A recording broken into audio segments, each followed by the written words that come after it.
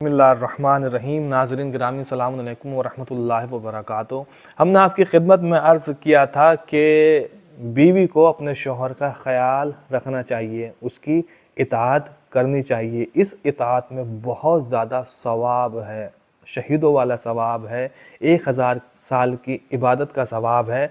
और अर्ज़ किया था कि इमाम ने फरमाया मलऊनतुन मलऊनतुन इमराअतुन, मलऊन है वो औरत, वो बीवी जो अपने शौहर को अजियत देती है, परेशान करती है, उसका एहतराम नहीं करती है।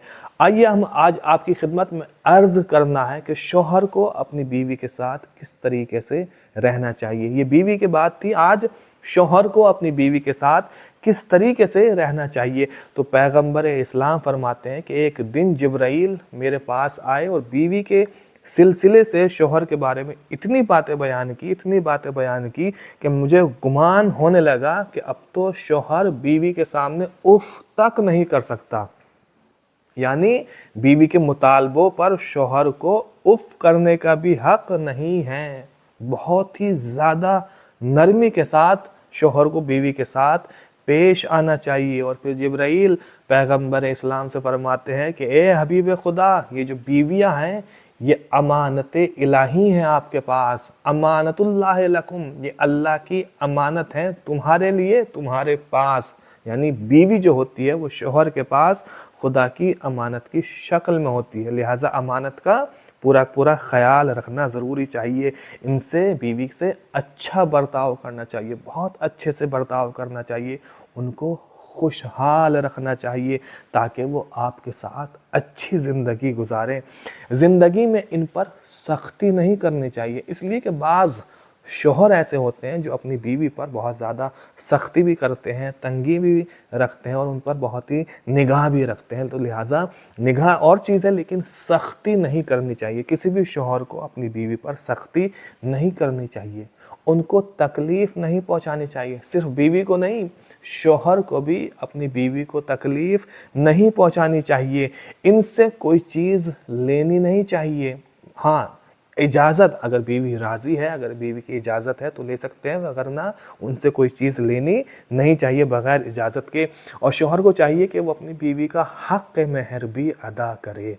हक़ महर, हमारे मुआशरे में हक़ महर कोई जानते ही नहीं है। यानी जो हक़ महर अदा किया जाता है, जो रकम दी जाती है, वो देते ही नहीं है। शौहर बीवी का हक़ महर अदा ही नहीं करते हैं, देते ही नहीं है। सिर्फ जो निकाह नामा होता है उस पर जो उसकी मिक़दार होती है वो लिख दी जाती है, बाकी शौहर को पता ही नहीं है कि इसको देना भी है, लेना भी है, ये क्या चीज़ है, क्या लिखा गया है। हक़ महर जो कीमत उस पर लिखी जाती है, वो हक़ महर शौहर को चाहिए कि वो बीवी को अदा करे, बीवी को रकम देनी चाहिए। इसलिए कि हुज़ूर पाक फरमाते हैं 3 ऐसे अजीम गुनाह हैं, बहुत बड़े गुनाह हैं 3 को। पहला गुनाह आदम कशी, लोगों को कत्ल करना, ये बड़ा गुनाह है। दूसरा है उजरत ना देना, यानी अगर हमने किसी को मजदूर रखा है और उससे कोई काम लिया है तो उसको उजरत ना देना अजीम गुनाह है, बदतरीन गुनाह है।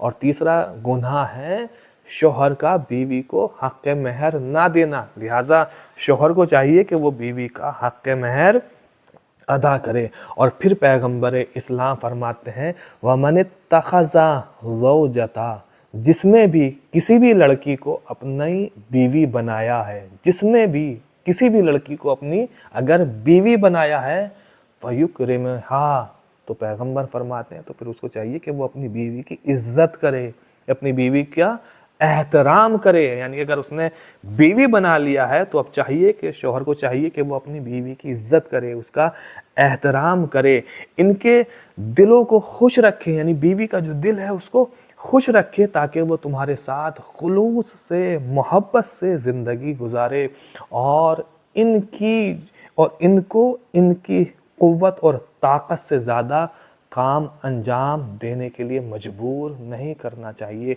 तो ये वो बातें हैं जो शौहर को अपनी बीवी के हवाले से अंजाम देनी चाहिए, उनको तकलीफ़ नहीं देना चाहिए, उनका ख़याल रखना चाहिए, उनकी ज़रूरतें पूरी करनी चाहिए, उनको मेहरबानी से उनके साथ गुफ्तगू करनी चाहिए, उनके साथ नरमी से पेश आना चाहिए, उनकी जो है ज़रूरियात को पूरा करना चाहिए। और पैगंबर ने फरमाया कि यहाँ तक कि मुझे गुमान होने, यानी इतनी बातें बयान की जिब्राइल ने کہ مجھے لگتا ہے اب شوہر کو اف کرنے کا بھی بیوی کے سامنے حق نہیں ہے. یعنی یہ تمام باتیں بیوی کی جو ہیں وہ شوہر کو سننی چاہیے، اس کا احترام لازم ہے، واجب ہے.